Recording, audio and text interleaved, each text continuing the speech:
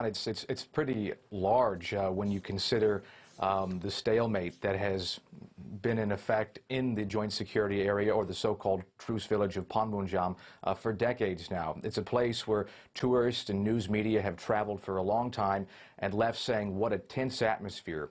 You can cut the tension with a knife. The way these troops across the border stare at one another with sidearms on their hips. North Korea, we learned earlier this year, was in violation of the armistice agreement. It had brought rifles, which are banned in the joint security area, into that zone when it was shooting at a North Korean fleeing. So there's been some tense moments here, but now all these firearms will be removed. The current guards will be replaced with military police from both sides, patrols that are unarmed.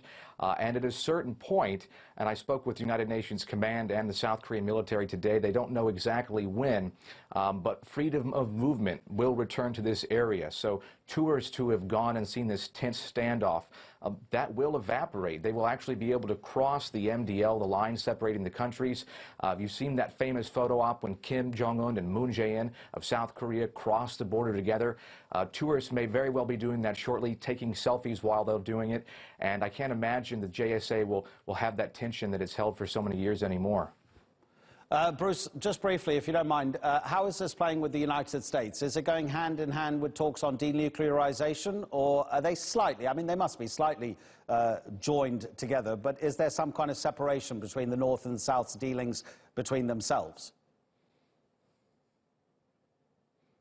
As the North and South continue to reconcile, we're seeing more distance between Seoul and Washington. Beyond the JSA, I think the broader military deal that this demining, dearming of this area is part of is more concerning to the U.S. They're removing the guard posts along the entire DMZ, different parts. These mines that have been removed, some people say, make South Korea's military vulnerable to possible attack.